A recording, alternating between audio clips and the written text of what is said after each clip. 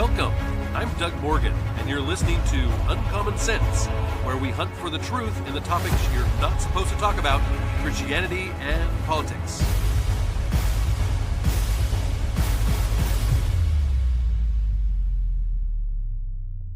What happened in Minnesota last week and now around the country is a direct result of liberal Democrats stoking the fire around the country with their irresponsible rhetoric and actions.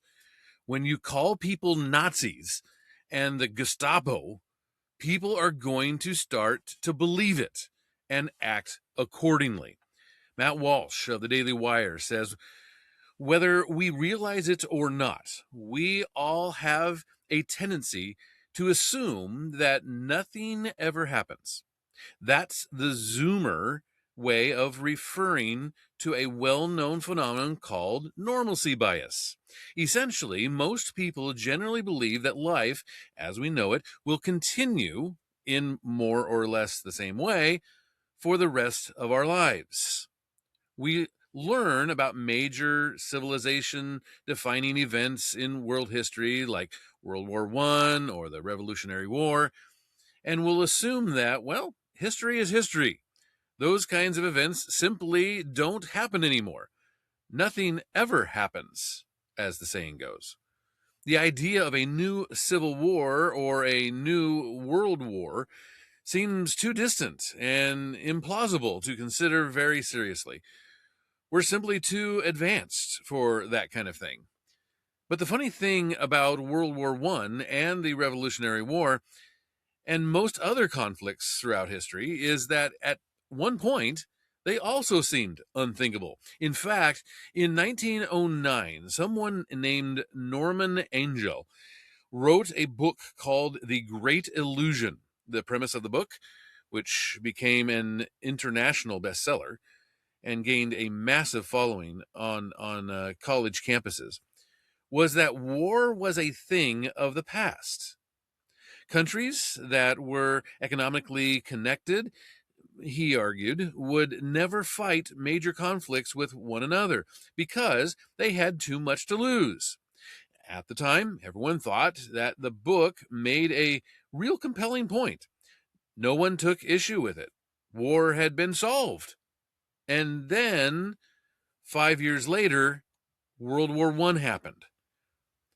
Tens of millions of people died. He says, I begin with this context because we are now trending very clearly towards a particularly brutal war that seemed unthinkable until recently.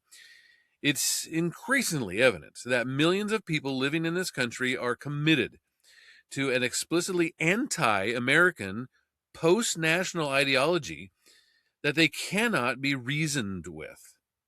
Video evidence means nothing to them. They're not interested in logic, laws, or decency. In some cases, they don't even care about self-preservation. Their primary belief system revolves around a mixture of nihilism, irony, ghoulishness, and intense jealousy and insecurity. And these millions of people are well represented in government. They're represented in and by politicians who are now openly threatening that they will start a new civil war over the fact that the Trump administration is enforcing immigration laws that were passed in a free and open democratic fashion. Those politicians include Tim Walz, who's obviously eager to distract from his involvement in a generational scheme of fraud,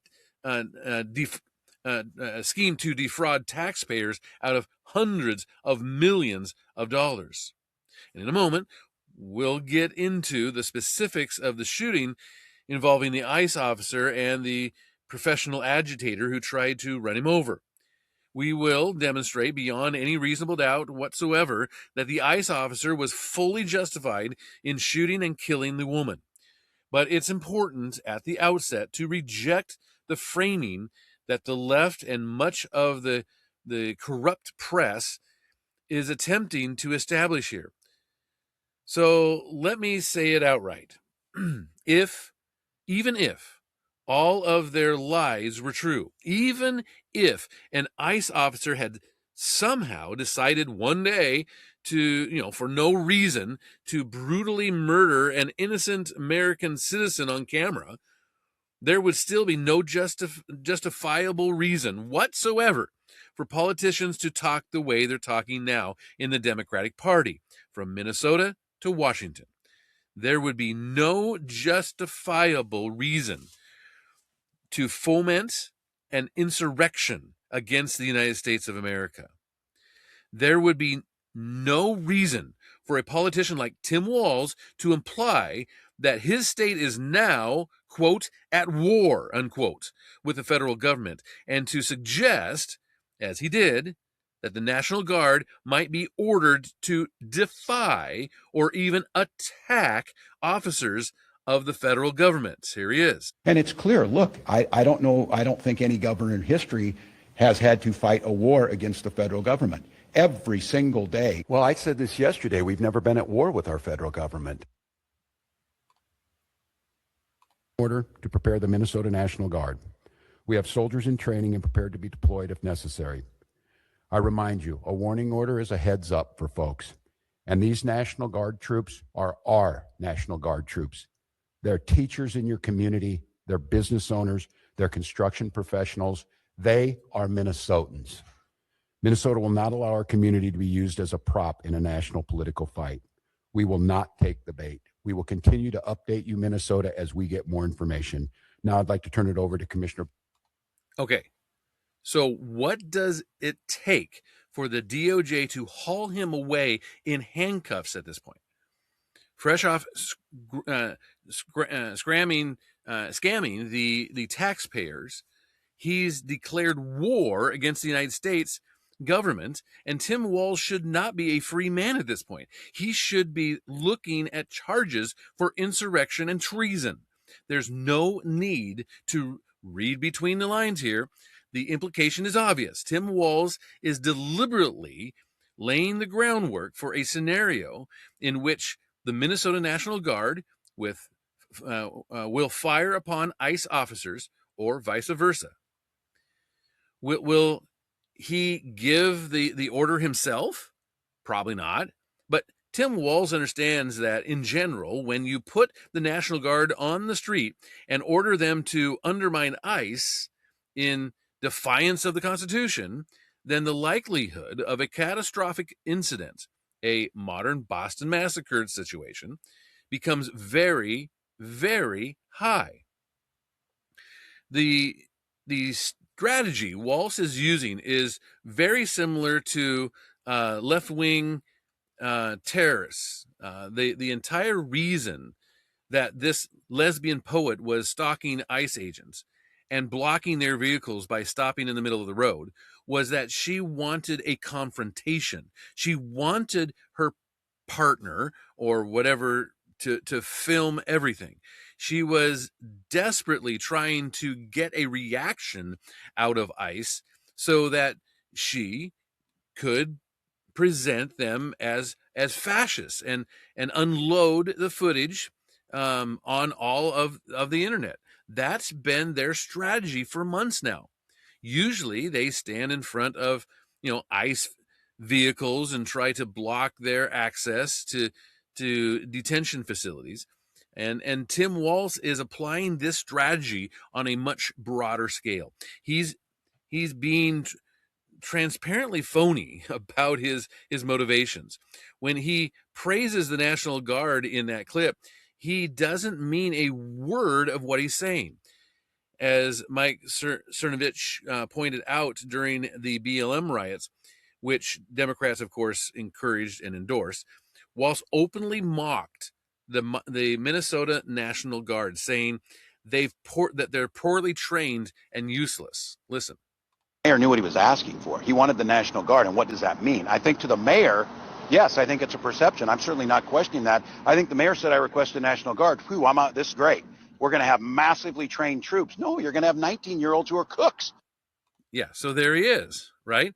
Walz views of the Minnesota National Guard haven't changed. What's changed is that in 2026, he's hoping that one of these National Guardsmen will take a shot at an ICE agent or try to, run one over or something along those lines. That would enable Democrats to launch a domestic color revolution on an even greater scale than what we saw in 2020. Make no mistake. If an ICE officer had been murdered in this incident, every single one of these people would be celebrating right now. Not, just as they celebrated the assassination of that healthcare CEO, the assassination of Charlie Kirk, and the multiple assassination attempts on Trump. They're not remotely upset that this person died. They're thrilled about it. They think they can use her death for their own political gain, and they're not going to stop with this one lesbian agitator who they're now calling a legal observer to make her sound like a UN monitor in some third world war zone. But she wasn't a legal observer or whatever that is. She was intentionally obstructing ICE, according to eyewitnesses. She was trying to stage an illegal blockade of the road to interfere with ICE agents, and then rammed her car into one of them when they attempted to apprehend her. By now, you've probably seen many different angles of the shooting that happened on Wednesday. Reddit must have been having some kind of convention on the sidewalk during this shooting. That's the only way that you can explain this. They're hounding the ICE agents the whole time. They're spitting on them. And then after the woman is shot while driving directly at the ICE officer, some guy shouts, "Dude, you did a murder. For what?" "Yes, dude, you did a murder." Yes, that's how these imbeciles, for lack of a better term, they speak. They're not even capable of sounding like a normal person. They've spent so much time online racking up tons of Reddit points that they might as well be speaking a different language. They're doing all of this supposedly to protect foreigners who are breaking our laws and in many cases stealing our money.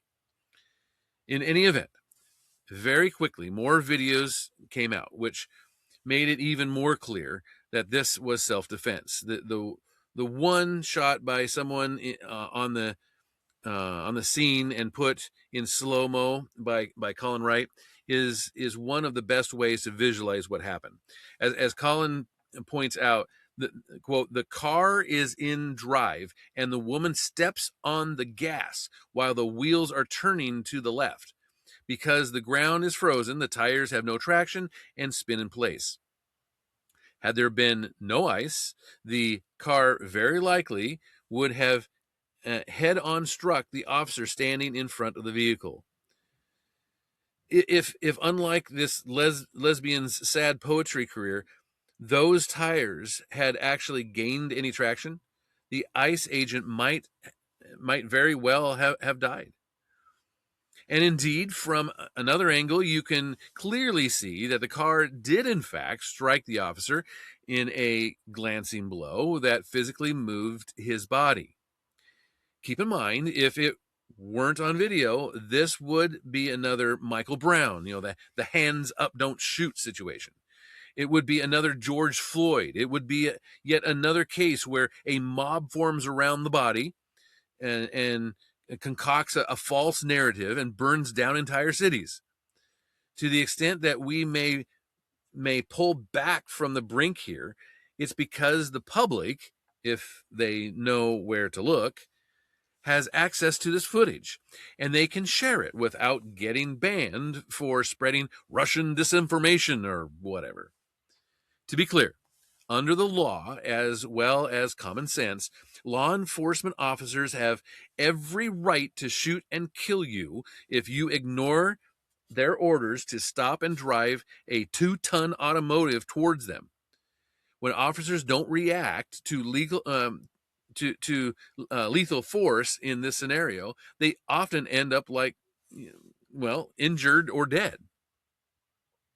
In just the past year, there have been more than 100 incidents where criminals in vehicles have targeted ICE and border agents. A few months ago in Chicago, an ICE officer was dragged under a vehicle. In December, 2 ICE agents were hit by a car. It's become a major problem for law enforcement. I will say that even in Portland, the day after this happened, 2 illegal aliens from Venezuela and a Venezuelan gang shot at ICE. This is why if you drive a car towards a police officer, you get shot. It's why, in general, it's a bad idea to disobey law enforcement officers. When you disregard the law and behave as if the rules don't apply to you, then you run a very significant risk that one day you will pay a very severe punishment for doing so. You get the sense that for many of these left-wing terrorists, they've never suffered real consequences for their crimes. As a result, they're emboldened. They think that because they've run 20 red lights with no issue, therefore there's no harm in running one more red light. Eventually, though, they inevitably learn the hard way that indeed there's a very good reason to stop at red lights. If anything, that's an argument for dramatically scaling up the punishments that these agitators face. Don't let them block another ICE vehicle or spit on another ICE officer without going to federal prison. These people can't be coddled anymore. And to emphasize that point, a demented woman posted this video to social media. I'm going to play it here. After the shooting happened, in which she laments the fact that she may not be able to terrorize ICE agents anymore. Here she is. All right, you guys, I just watched the video of the woman in Minneapolis. Don't go watch it, okay? If you don't think you can handle it. It is the most frightening thing I have seen in a long time. This woman was driving away and they put their weapon in there and hit her in the face multiple times. This is not right. This was not self-defense. This was an execution. I am shocked because only a few weeks ago, I was driving around this town that I live in Charlotte, doing very similar things, looking for ICE agents, trying to prevent them from kidnapping people off the street. And there was a lot of other people out there doing that on a daily basis, as is our right to drive around the streets of our city. It's frightening right now. Please be peaceful in your protests and don't give them any excuse, because it doesn't look like they need any right now. I cannot believe that they just took this woman's life, a U.S. citizen, for no reason. As difficult as it may be to listen to this woman humiliate herself, there's an important lesson here. Terrorists on the left, particularly the women, are going to stop. They're not going to stop acts of terrorism unless they know they will face serious consequences if they do so. I can sit here at a rational level and explain to this woman that she does not actually have the right to drive around her city with the intention of disrupting ICE operations and harassing ICE officers, but she wouldn't understand it. What she does understand is that she doesn't want to get arrested or shot in the face or punished in a meaningful and long-lasting way. Sometimes that's the only message that works, he says. The same is true for Democratic politicians who have avoided any kind of consequences for their criminal behavior for far too long. Jacob Frey, the mayor of Minneapolis, who speaks Somali and cries often when he's reminded of all the bad checks that George Floyd used to pass while high on fentanyl, did everything he could to stoke the riots that burned his city in 2020. Now he's doing it all over again. The second was to get ICE off of the scene. There were dozens, if not hundreds, of ICE and federal officers that were there at the time. Having them there was only causing more chaos.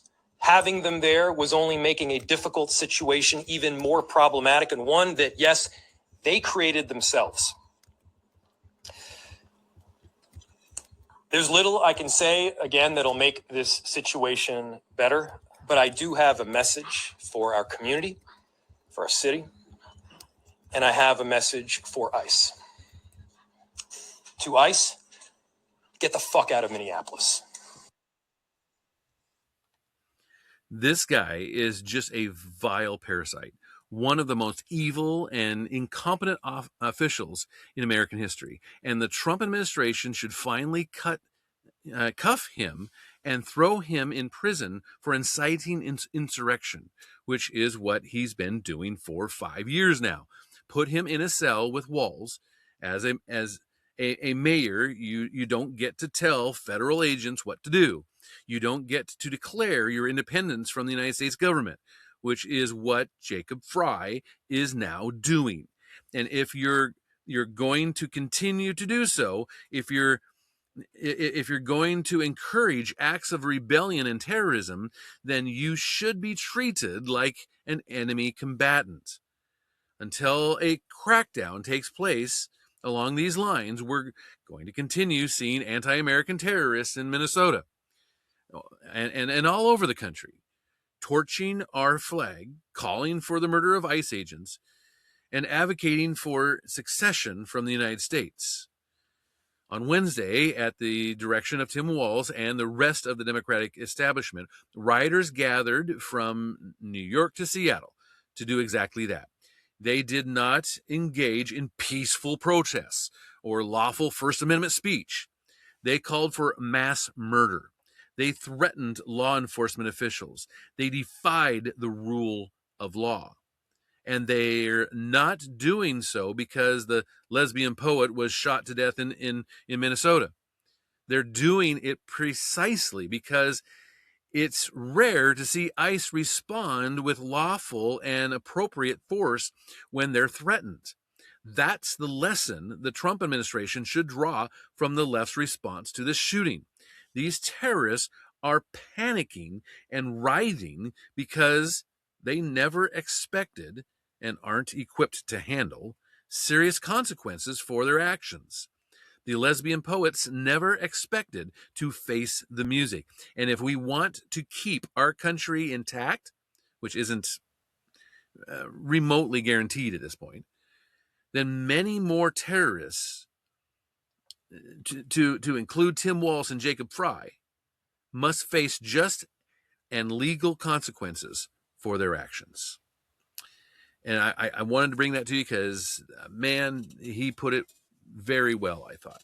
And I wanted to end on this. And this comes from Michael Knowles from the Daily Wire. And he says, when it comes to the unrest in Minneapolis, the more you allow people to get away with this kind of behavior, direct threats, incitement of violence, blocking traffic, blocking law enforcement, and even driving cars into law enforcement, the more of it you're going to get.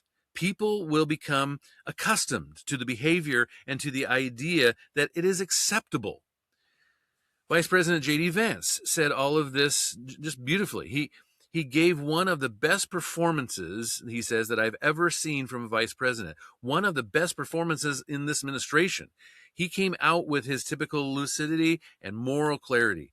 And here is his take on Minneapolis. Why incidents like yesterday happened. The one final point I'll make about this is, look, there's a part of me that feels very, very sad for this woman, not just because she lost her life, but because I think she is a victim of left-wing ideology.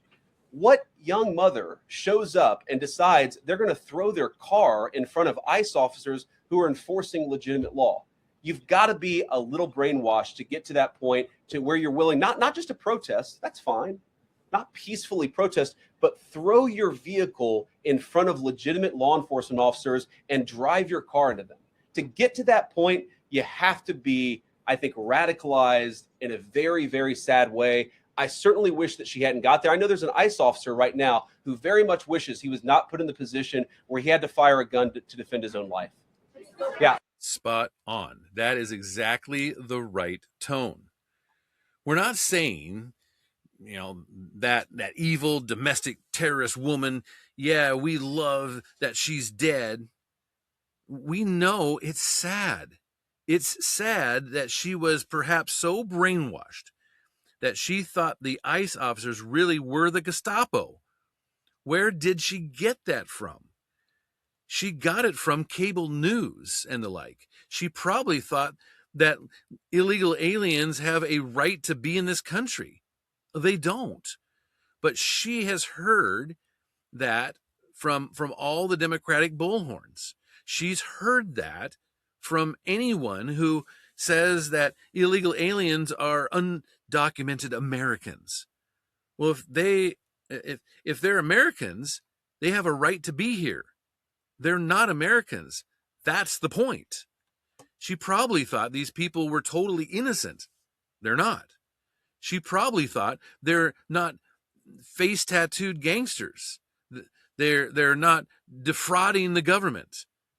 They're all just little Abdullahs trying to peacefully make a pie in the kitchen when the Gestapo suddenly shows up. No, she was brainwashed. And she betrayed her family. She betrayed her daughter. She may have not meant to. I don't doubt that. But she did. And why?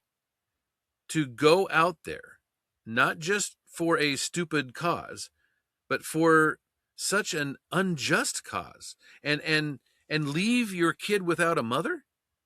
I feel sorry for this woman that her mind would be so scrambled to get to that point. But it doesn't change the fact that it was all wrong. In fact, that should impel you to want to set the record straight, which is what J.D. Vance does when it comes to the news media. When I was actually walking out here, somebody sent me a photo of a CNN headline about what happened in Minneapolis. And this is the headline. I'm just going to read it.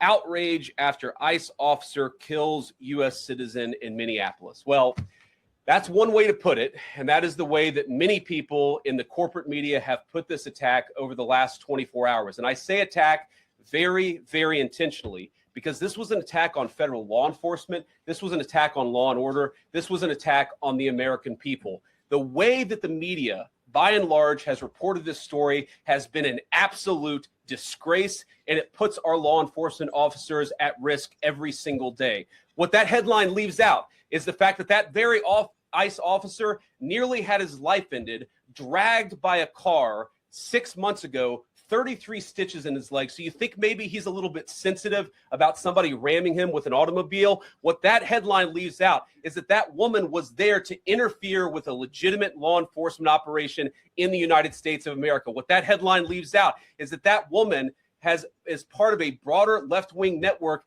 to attack, to dox, to assault, and to make it impossible for our ICE officers to do their job. If the media wants to tell the truth, they ought to tell the truth that a group of left-wing radicals have been working tirelessly, sometimes using domestic terror techniques to try to make it impossible for the President of the United States to do what the American people elected him to do, which is enforce our immigration laws. The President stands with ICE. I stand with ICE. We stand with all of our law enforcement officers. And part of that is recognizing that you people in the media, not everybody in this room, but many people in this room have been lying about this attack.